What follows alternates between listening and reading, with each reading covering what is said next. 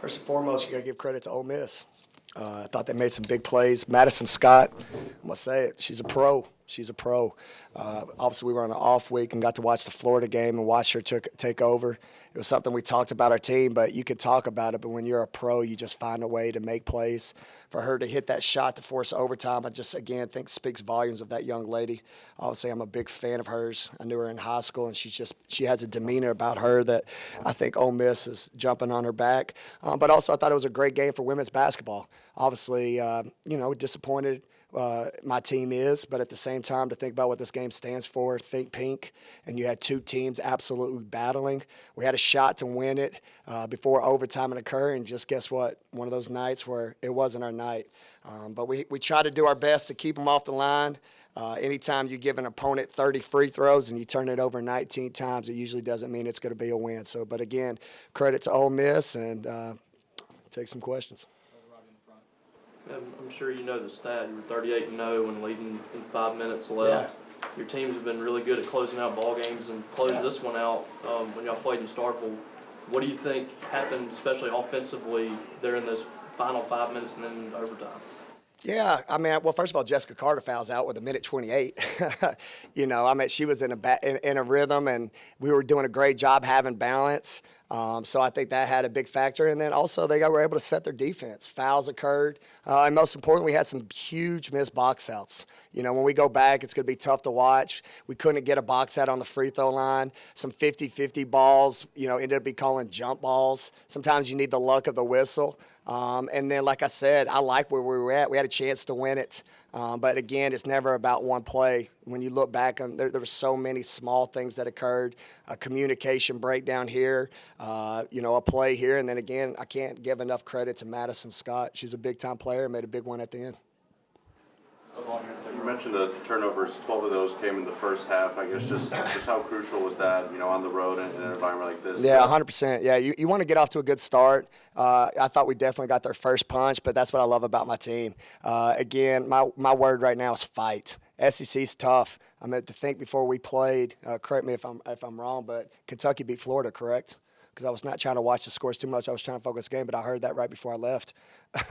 It's anybody's league. Every night somebody could beat somebody. I know before we left on the bus, Georgia was up on South Carolina at half, I believe. So, you want to get off to a good start, especially on the road. And it's unfortunate we didn't come out, but again, you got to give credit to Ole Miss because I thought they came out and they made some big shots, and then we just try to weather the storm. And I'm really proud of my group getting back, getting the lead, and then obviously couldn't close it there. We battled in overtime, and again, they just made plays at the end. Final 9 minutes, I think 9 overrun at the end. And again, I just think the key was we couldn't keep them off the line. They were able to set their defense, and we just couldn't get that one stop. Jessica on the side. You mentioned Jessica. Just how healthy was she today, and then how much did her fouling out change what you would have it was a crazy week. We always get better during off week. I don't make excuses, but again, it was just a crazy week for us. Jess having that high ankle sprain that we talked about, and just her putting the time in the training room and fighting to get back to play. 32 minutes, again, is why she's a pro as well. The young lady just battled, and she did everything she needed in a week where she didn't get much practice time. She only practiced on Saturday before this Sunday, so it speaks volumes of her. And what was the other part of the question? Just how much did that change with her being out for overtime change what you guys were doing? Yeah, it changed a lot because a lot of our sets are able to go 4 out, 1 in. Right, and then you got to decide how you want to guard her. If you pinch in, then our shooters can eat. And then again, I think you just saw a moment where she had the hot hand, so she was taking over the game. She was coming on strong. So obviously, it'd been nice to have her there to finish the game in an overtime. Bro, you're in the front. You had put yourself in really good position with that winning streak. Couple losses now on the road. You got to go on the road too for 2 tough games at Alabama, and also the games you have coming up. How critical do you feel like this stretch is for y'all closing this out? Yeah, 100%. That's why I said it, I think, after the Florida game. That's why my words finish. There's no gimmies in this league. I keep talking about when I was in the ACC, you could see the bottom half and be like, all right, as long as we have a uniform on and 5 people and our shoes are tied, we're going to win this game. You can't say that in the SEC. What was the final of the South Carolina-Georgia game, by the way? Anybody know? South Carolina won by 15, I think. 15? Yeah, so Georgia's right now at one of the bottoms, and then like I said, Florida beat us, and then you got Kentucky who beats them, and then we barely beat Kentucky in overtime. So my team knows what's up. You got to protect home and still win on the road, and that's why there's a sour taste because this was a great opportunity to still win on the road. So now we got to have a mentality. We got to protect one here Thursday at home against Kentucky. Sam, is there any way that you guys can kind of approach this specific scenario of having that 8-point lead in the final few minutes and letting it slip away kind of in practice and to kind of help for those situations, from this game? Yeah, you can. I mean, I just think the way the game kind of played out, we didn't turn it over against the press. They hit some big shots, man. I'm not one to make excuses. And then we had, kind of got distorted. I had a different lineup. We didn't execute one play, and then we had some good looks. We didn't finish. You had at the layups at the end. I like the matchup we had. Aaron, provided a different dynamic there at the end when Jess fouled out with 1 minute, 28 seconds. So I wanted a play that only have a few plays with Aaron at the 5.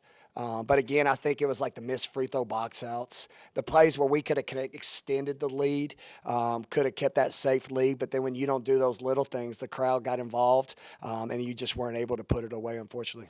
We'll go Ben here first. You don't often see Lauren Park-Lane turn the ball over as often as she did in this game. She also played 44 minutes. Have you gotten a chance to talk with her after the game about why she seemed a little bit flustered at times? No, I just think again, I'm a man who gives credit where credit's due. I thought they did a great job of just putting ball pressure on. And again, there's multiple things that occurred throughout the game, but for her to have body language where you couldn't tell, to your point, speaks volumes of her.